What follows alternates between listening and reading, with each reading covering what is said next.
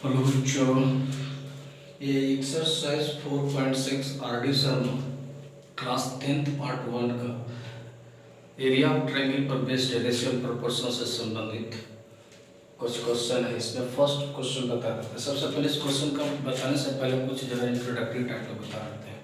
देखिए, इसमें दिया हुआ रहेगा कि कोई ट्रायंगल दिया हुआ है, दो ट्रायंगल, दोनों सिमिलर गिवन होगा, तो उसका जो साइड का रेशियो रहता है, करस्पॉन्डिंग साइड का रेशियो वो बराबर होगा। सिंपल। दूसरा अगर बोल देता है कि area of the ratio of the area of the similar triangle, तब उसका जो एरिया जोड़ेगा तो करस्पॉन्डिंग साइड का स्क्वायर के रूप में आएगा। इसी को ऐसे भी बोल सकते हैं, करस्पॉन्डिंग साइड का स्क्वायर तो एरिया में रहेगा ही, एरिया का स्क्वायर में रहेगा तो उसका मीडियन रहेगा। अगर दोनों ट्रायंगल का मीडियन है तब भी वो स्क्वायर के रूप में रहेगा। अगर उसका अल्टीट्यूड है तब भी वो स्क्वायर के रूप में रहेगा। अगर परपेंडिकुलर बाइसेक्टर एंगल का जो लाइन होगा वो भी स्क्वायर के रूप में रहेगा। इसका मतलब एरिया शब्द जुटने से उसका जो बाकी जो करस्पॉन्डिंग साइड रहता है या अल्टीट्यूड रहता है, मीडियन रहता है, एंगल बाइसेक्टर रहता है, वो सब स्क्वायर के रूप में रहता है। यही बेसिक इसका थ्योरम पे काम करेगा। टोटल के टोटल चैप्टर इसी पे काम करना है।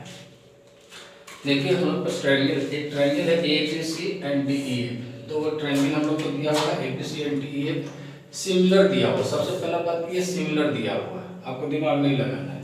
तो फर्स्ट क्वेश्चन है कि एरिया ऑफ ट्रायंगल एबीसी दिया हुआ इतना और डीईएफ का दिया हुआ 25, बीसी साइड दिया हुआ 2.3 और डीईएफ निकालना है। देख लीजिए, सबसे पहले एक चीज और बता देते हैं। जब भी कोई ट्रायंगल लिखा हुआ रहता है तो एक सीक्वेंस में लिखा रहता है, एक तरह से लिखा रहता है। जैसे यहाँ पढ़े ए बी सी, यहाँ डी ई एफ, यानी ए के टर्म के जगह पर यहाँ डी है, बी के टर्म के जगह पर यहाँ ई है और ए सी के टर्म के जगह पर एफ है। मतलब अगर ये बी सी लिखा है तो देखिए बीस, ये दोनों लास्ट टर्म का इस्तेमाल किया तो इसमें लास्ट टर्म ई एफ को ही निकालने के लिए बोल रहा होगा। देखिए ये है। अगर मान लीजिए कि ए सी अगर आपको पूछता है, ए सी गिवन रहता है तो यहाँ पर डी एफ पूछता आपको। ठीक है, इस तरह से दिया हुआ रहता है, सीरीज में बैठाया हुआ रहता है, आपको देखने की जरूरत है। तो बीसी है तो बीसी के सामने हम लोग की क्वेश्चन देखने की जरूरत भी नहीं पड़ता है। बीसी बटे है तो हम डायरेक्ट इसी को देख करके एफ लिख देते हैं। तो चलिए, एक में फिगर हम बना दिए हैं ए बी सी और डी ई एफ। ये ट्रायंगल है, बोल रहा है सिमिलर है तो सिमिलर है। इसका एरिया 16 दिया हुआ है, इसका एरिया 25 दिया हुआ है, इसका साइड 2.3 दिया हुआ है, इसका साइड हमको निकालना है। तो देखिए, by theorem we know area of triangle ABC बटे एरिया ऑफ ट्रायंगल डीईएफ बराबर ratio of the square of their corresponding sides. यानी एक पैरेलल दिया है 16, इसका एरिया है 16, इसका है 25। एबी बट एबी का स्क्वायर बटे डीई का स्क्वायर बराबर एसी का स्क्वायर बटे डीएफ का स्क्वायर बराबर बीसी का स्क्वायर बटे ईएफ का स्क्वायर। ये जनरल सम में होगा, लेकिन इतना जरूरत नहीं है, पहली बार बता रहे हैं इसलिए इसको सबको एक बार लिख दिए हैं। बाकी में जो जरूरत होगा उसी साइड का केवल हम लोग इस्तेमाल करेंगे। देखिए, एरिया 16 बटे 25, बीसी बटे ईएफ, बीसी का वैल्यू 2.3 है, ईएफ स्क्वायर दोनों पर था इसलिए ब्रैकेट में कर दिए। इसका स्क्वायर हटाएंगे तो इधर वाला पर रूट चढ़ जाएगा, तो इसका हो गया 4 और इसका हो गया 5 और इधर 2.3 और ईएफ क्रॉस कर करके ईएफ का वैल्यू निकालेंगे तो 11.5 बटे 4, ये हमको ईएफ का वैल्यू निकल करके सामने आया। सेकेंड क्वेश्चन से बोल रहा है area of triangle ABC 9 centimetre, DF बराबर 64 सेंटीमीटर, डीई बराबर 5.2। तो फाइंड एबी। देखिए डीई बोल रहा है, कहाँ है डीई, डी और ई ये दोनों सटा हुआ है, इसका मतलब हमको एबी पूछ रहा होगा। देखिए एबी पूछ रहा है, इसी तरह से होता है। फिर वही लिखेंगे एरिया ऑफ ट्रायंगल एबीसी बटे डीईएफ बराबर एबी स्क्वायर बटे डीई स्क्वायर। जो वैल्यू दिया हुआ है एबी बटे 5.1 का स्क्वायर, उसका स्क्वायर हटाएंगे तो इसके ऊपर रूट चढ़ जाएगा। ठीक है, रूट चढ़ा देंगे तो हम लोग इसका होगा 3/8 हो जाएगा। यहाँ ए बी को क्रॉस मल्टीप्लिकेशन करके निकालते हैं तो हमको 15.9/8 हमको आ जाता है। ए बी का वैल्यू सेंटीमीटर है तो सेंटीमीटर है। थर्ड है AC is equal to 19 DF बराबर 8। तो एरिया ऑफ टू ट्रायंगल का रेशियो निकालना है। तो देखिए, एरिया ऑफ ट्रायंगल एबीसी बटे एरिया ऑफ ट्रायंगल डीईएफ बराबर ratio of their corresponding side. AC दे रहा है, एसी, तो हमको क्या निकालना होगा, डीएफ लिख दिए स्क्वायर के रूप में। इसका एरिया दिया हुआ था 19/8, साइड दिया हुआ है 19/8, इसका 19 का स्क्वायर करें तो 361 और इसका स्क्वायर किया तो 64। इस तरह से एरिया का जो रेशियो हो गया हमारा कितना गया 361/64 का रेशियो हमको मिल गया। फिर फोर्थ क्वेश्चन बोल रहा है कि एरिया ऑफ ट्रायंगल दिया हुआ 36 और एरिया ऑफ ट्रायंगल डीईएफ दिया हुआ 64, एक डीई दिया हुआ, डीई देखिए किधर है, डीई ये दे रहा है, तो इसका मतलब दो हमको बीसी पूछ रहा होगा, कैंसिल दिया हुआ डी, यहाँ डी दिया हुआ है तो हमको शुरू का ए भी पूछ रहा होगा, देखिए ए भी पूछ रहा है, तो हम वही लिखेंगे area of triangle A B C बटे area of triangle D E F बराबर ए बी स्क्वायर बटे डी ई स्क्वायर। इसका एरिया दिया हुआ 36 64 A B square D E square, इसका स्क्वायर एक ही ब्रैकेट में कर दिए, उसका स्क्वायर हटाएंगे तो इसके ऊपर रूट चढ़ जाएगा, तो हमको इसका हो गया 6 है और इसका हो गया 8, यानी ये भी जब क्रॉस करके निकालते हैं तो 9.3/2 यानी 4.65 सेंटीमीटर हमको ये इसका लेंथ निकल जाता है।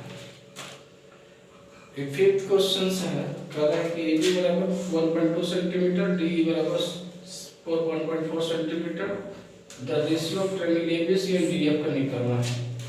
तो देखिए एरिया ऑफ ट्रायंगल ABC बटे एरिया ऑफ ट्रायंगल DEF बराबर AB स्क्वायर बटे DE स्क्वायर। एरिया लेंथ दिया 1.2 1.4, इसका स्क्वायर किए तो 1.44 1.96, इसको काट छाट करके किए तो 36/49। इस तरह से एरिया ऑफ ट्रायंगल जो हमको निकल करके आया वो इस तरह से इतने वैल्यू निकल करके आया। तो सारा उसी कॉन्सेप्ट पर है जो बताया गया। क्वेश्चन नंबर 2 और क्वेश्चन नंबर 3 यहाँ पर गिवन है। देखिए कह रहा है इन फिगर दिया हुआ ACB similar triangle APQ if BC is equal to 10 cm, PQ is equal to 5 cm, BA is equal to 6.5 cm, AP is equal to 2.8, find CA and AQ. Also find the area of triangle ACB and APQ. ये figure given है, that is BAC PAQ। जैसे बोल रहा है पहले वैसे लिख लीजिए ACB APQ, मतलब A वाला के साथ में A, C के साथ में P और B के साथ में Q।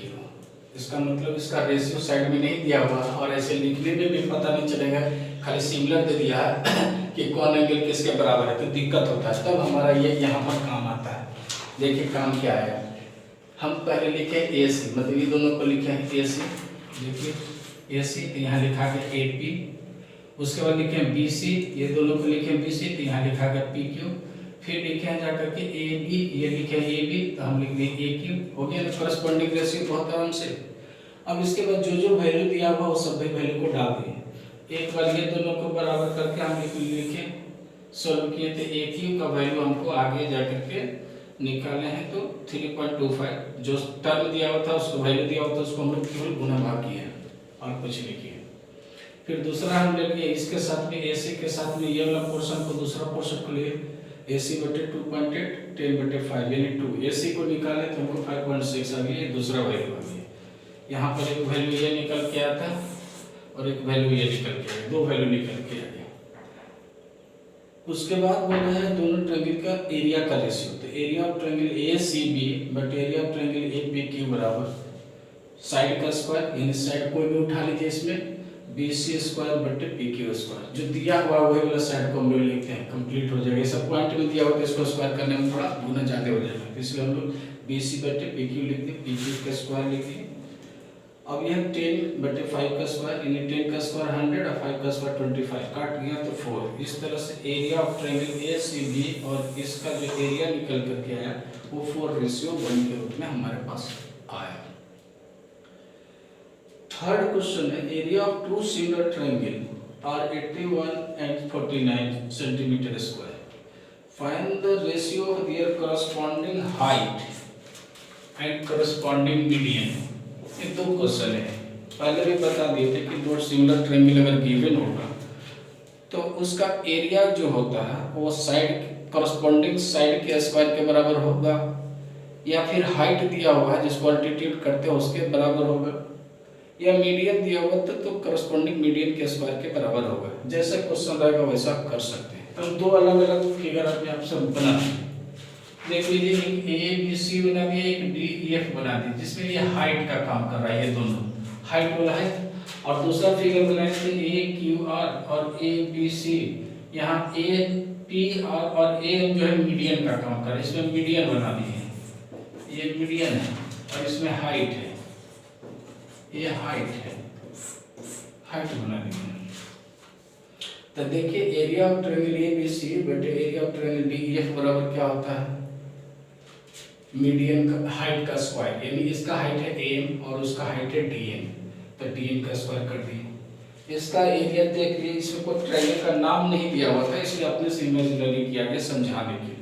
पहला वाला दिया हुआ 81 और दूसरा वाला दिया हुआ 49, तो पहला और दूसरा जैसे दिया हुआ एक कॉन्सेप्ट है, ऐसा ही लिखाएगा 81 बटे 49 am बटे dn का स्क्वायर, इसका स्क्वायर हटाएंगे तो इसके ऊपर रूट चढ़ जाएगा, यानी am बटे dn बराबर रूट अंडर 81 बटे 49। 81 का रूट अंडर निकालेंगे तो 9 आएगा और 49 को निकालेंगे तो 7 आएगा। इस तरह से 7 9 रेशियो 7 जो हमारा ये हाइट का रेशियो निकल गया, हाइट का। अब हमारा मीडियन के बारे में बोल रहा है, तो हम लिखेंगे area of triangle P Q R बटे area of triangle A B C. ये दो फिगर इमेजिन कर करके समझाने के लिए बताया कि कैसा मीडियन होता है। मीडियन जो होता है साइड बाय सेक्टर होता है और हाइट जो होता है परपेंडिकुलर 90 डिग्री होता है, ये दोनों फर्क होता है। इसलिए देखिए एक लाइन 90 डिग्री यहाँ पर दिखाया गया और एकदम सीधा दिखाया गया, मतलब ये वाला बाय सेक्टर ये बराबर ये हो जाएगा और ये बराबर ये हो जाएगा अगर मीडियन होता है, तो ये फर्क होता है। Area triangle P Q R बटे area triangle A C B बराबर इसका मीडियन हो गया पी है और उसका मीडियन हो गया एम का स्क्वायर। इसका एरिया 81 49, इसका पी आर बटे एम का स्क्वायर में इसका स्क्वायर हटाएंगे तो इसके ऊपर रूट चढ़ जाएगा 81 बटे 49 9 बटे 7, यानी इसका पी आर बटे ए बी का रेशियो जो है 9 बटे 7 सेम आया, यानी मीडियन हो हाइट हो साइड हो सबका एक ही आएगा। ठीक है,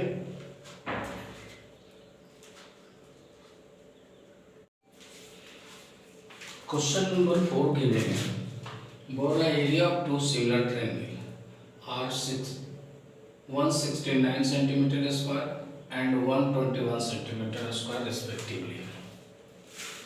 If the largest side of the larger triangle is 26 centimeter, find the longest side of the smaller triangle.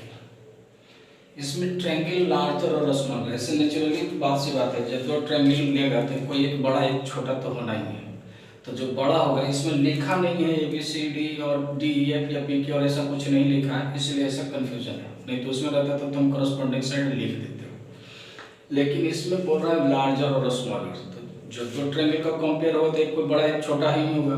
तो अगर हम बड़ा ट्रायंगल का कंडीशन को पहले लिख रहे हैं और छोटा को बाद में लिख रहे हैं, तो बड़ा ट्रायंगल का जो साइड रहेगा वो ऊपर रहेगा और छोटा साइड का जो करस्पॉन्डिंग साइड रहेगा वो नीचे रहेगा।